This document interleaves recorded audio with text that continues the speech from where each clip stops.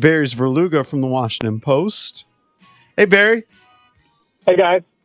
How are you, buddy? What a day yesterday was, right? Head spinning, yeah. I mean, you guys know how long Mike Rizzo has run that baseball department, and we can talk about whether it was deserved or not, but that news pops in, and you take a deep breath and say, wow, they really did it, and his life is different, and Davey's life is different, and the franchise is different. So, pretty monumental day for that team. Hey, as a reporter, sorry, B. So, as a reporter, what's a standard Sunday night like yours after a Nats game that ends at 4-ish, and then when something comes out like that, I mean, it just becomes an all-nighter.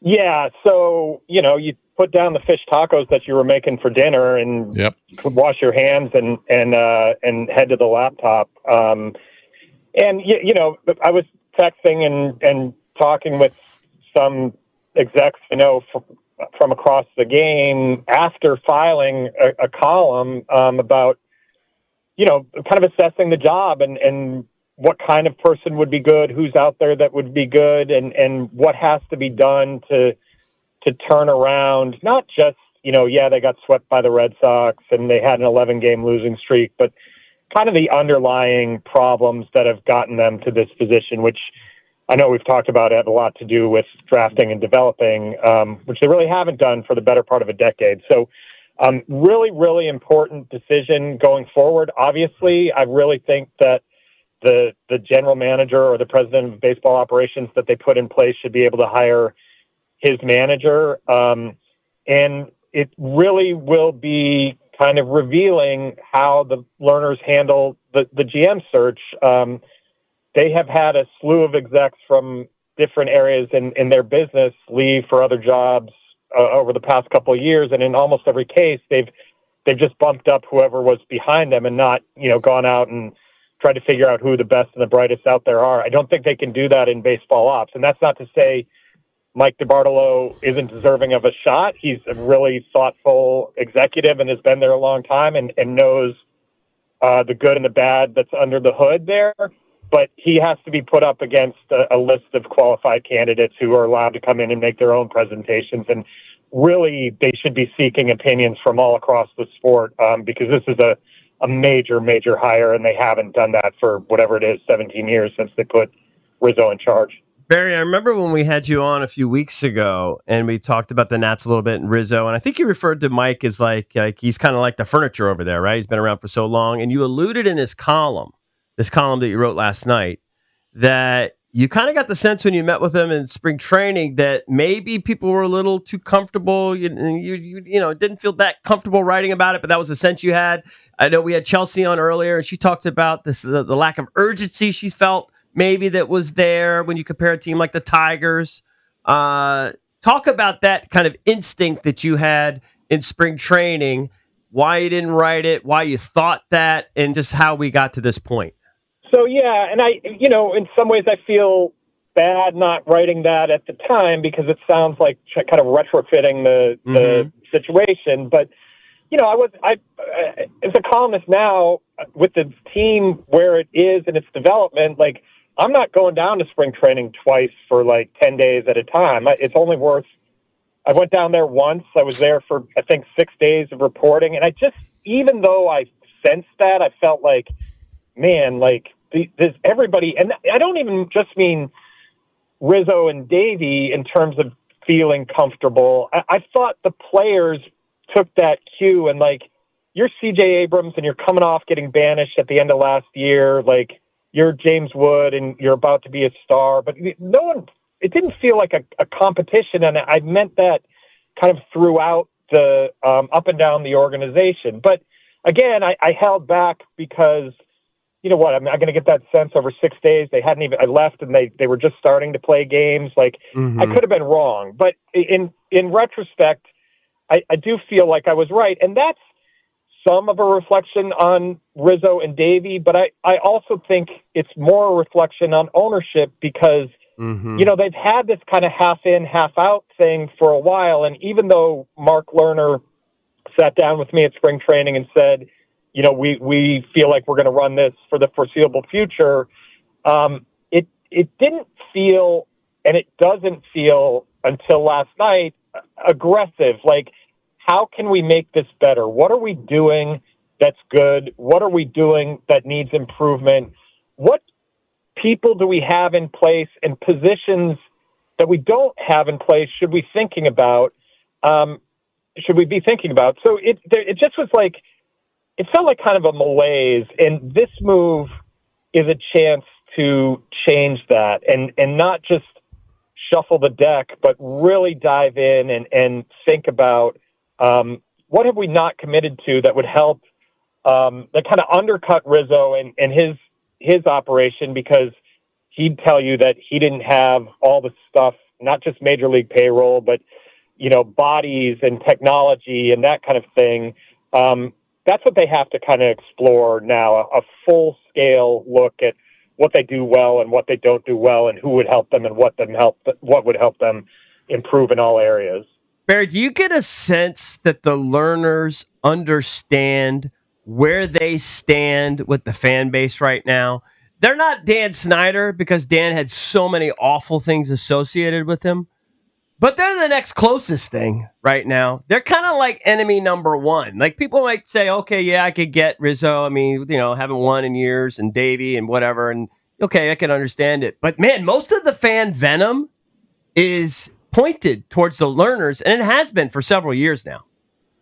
And I think it should be. And that's, I think a lot of that is easy for fans to do in terms of major league payroll. Like, that's what you look at. They haven't, since the World Series in 2020, they tried to run it back, and they spent, and it didn't work in the pandemic shortened season. But since then, they haven't done that. They haven't been able to do multiple year deals. And Rizzo would tell you that that hamstrings a rebuild, because when they did it the first time, you had young controllable players in place in Ryan Zimmerman and Ian Desmond and Jordan Zimmerman in the core that came up and became the centerpieces in a winning team. But you not only surrounded them with Jason Worth, who would be there for 7 years, and it was invested in the product, not only that season, but in the seasons going forward,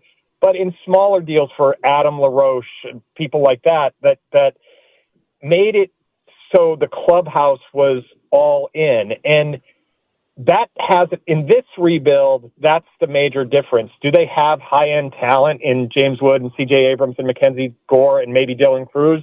Yeah, they do, but they don't have veterans in there who can say, hey, guys, this is how you're a big leaguer. This is how we develop into a winning team. I'm going to be here not just past this trade deadline, but for years and years to come. And not doing that is on the learners. And I think pulling the plug on Rizzo and Davey I think it was the right time. But if they think that's going to take the heat off them, I think it turns the heat up on them more, because now they've got to make a decision about who's going to do this. And they've got to show that they're committed, both in major league payroll and in building up the front office staff appropriately. Talking to Barry Svrluga from the Washington Post, we talked to your colleague Chelsea Janes earlier in the show, and I was trying to get at this, and maybe you have a little more insight. When we talk about the learners being the owners, what does it look like? How are they involved in like the day-to-day operations, if they are? Who's at the office? Is it just Mark Lerner? How does this all go down? So it's a really interesting question, JP, and I think it's important that you get under the hood here and see how different they are from most major league organizations. So Mark Lerner is the point person for ownership. He's the person who's technically in charge, but they do almost everything by consensus with the two Ted Lerner sons-in-laws, Ed Cohen and Bob Tannenbaum, as well as Mark's sisters, Deborah Cohen and Marla Tannenbaum. Like, that's how it's one of the reasons it's been difficult to make decisions since Ted's death in February 2023, is because there's no North Star anymore. Like, they took his word and his guidance, and that was the most important thing. And he almost created consensus by default, because he was such a powerful figure that they they almost all revered. And so the other aspect is they had Stan Kasten as a team president when they took the ownership group, when they took over ownership in 2006.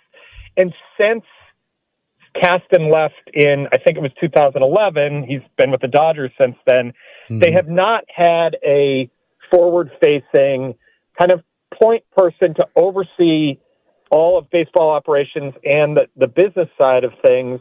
And so that's another way that they're half in. There's a COO of Lerner Sports.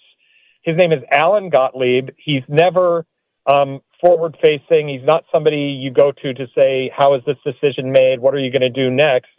And he has a pretty significant role with Lerner Enterprises, which means he's not at the ballpark all the time. He's not 100% leading the Nationals. And if you're a department head at the Nationals, you kind of don't know, when are you going to have Alan's attention? Does he have authority to approve stuff? It's a lot easier for him to say no than yes. So it's not a normal operation, and that's their prerogative. If they think they have a better way to do it, that's fine. I do think it's yielded the results that have led them to fire their field manager and their general manager, because it just feels like they're half in a lot of ways. Right. So that leads into my next question. Is it your opinion, Barry, that whoever takes over as GM, whether it's DeBartolo or someone else outside, that they will be dealing with the same restrictions that Mike has been dealing with since the COVID year? Well, and that's the question, Eric. I mean, I'm sorry. Chase. That was me, Jason. Sorry. It's all right. It's okay. It's a big... You had a long night.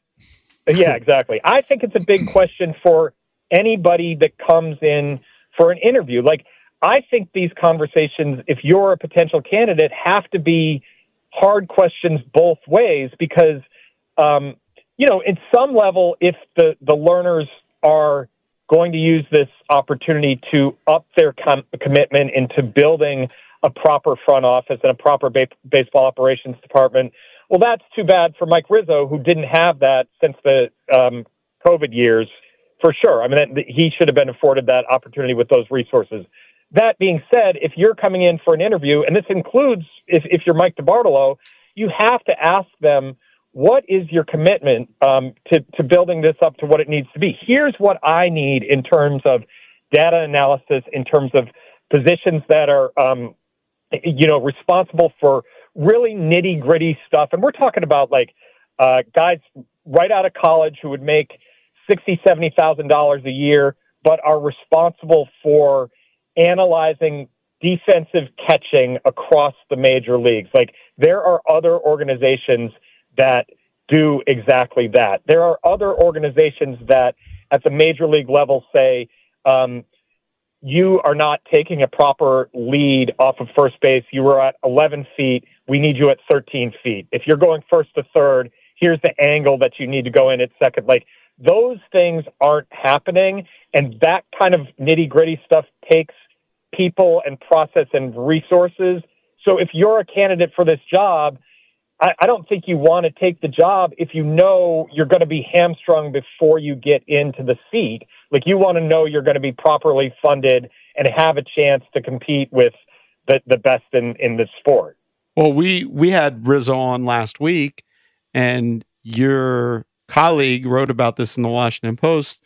They're one of a few teams in Major League Baseball that doesn't have that traject-arc technology. Yeah.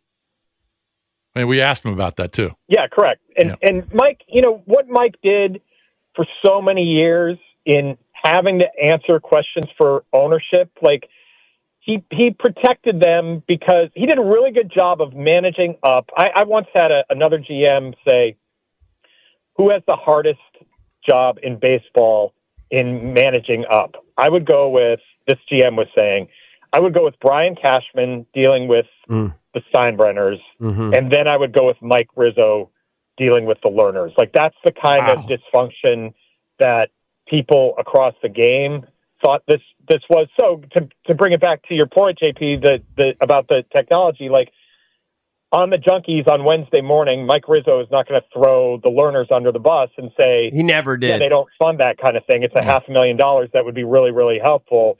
He's going to say we have technology. It's not for everybody, but for some people it can really help. Like, it's a tough. There's a reason that when Spencer Nussbaum, our one of our beat writers, did that story, that Rizzo didn't comment, because the comments are not going to reflect well on what ownership is allowing him to explore. Now, I'm not saying that Mike Rizzo was like, we need that technology. I'm not sure he was, but it's true that they don't spend like other people spend on things that are helping other franchises excel, and that just puts you behind.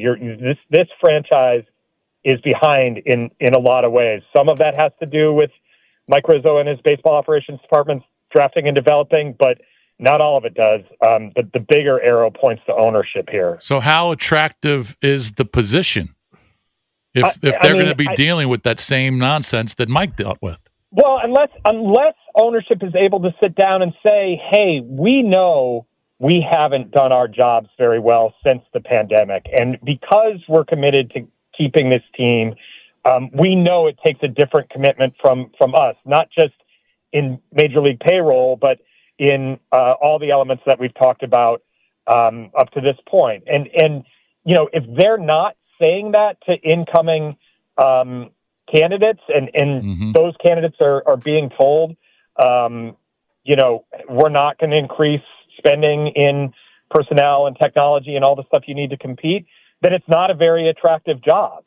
But in talking to and texting with some other execs who might be interested last night, in the right circumstances with the right level of commitment, like, it's an extremely attractive job. Like, you could, this market has shown it can compete when it's funded properly. They've won not just the World Series in 2019, but from 2012 to 19, only the Dodgers won more regular season games than this place. So, it really depends. The attractiveness of the job really depends on how the learners can articulate and commit to what they're going to do differently than they have been over the last several years. Hey, Mike, or Barry, I'm sorry, in 20 seconds or less, do we have any indication that there was an ultimatum given to Mike where they were like, we need you to let go of Davey, and he just refused to do it? No, I don't have that at all. And I really think, Eric, that if you pull the string and say, hey, we're going to fire Davey, like, the arrow goes pretty quickly to Mike. So it's like, why? Well, the on-field performance stinks, but so does the drafting and developing. So I think they were a package deal. Yeah, they kind of became one, for sure. Yeah. All right, Barry, good stuff. Thanks, guys. Appreciate it. Thank you, Barry. Barry Svrluga from the Washington Post. Again, we have a poll up. Did the Nationals make the right move by firing both Davey Martinez and Mike Rizzo? You can vote at Junks Radio. Coming up next, we'll open up EB's entertainment page here on the Junkies.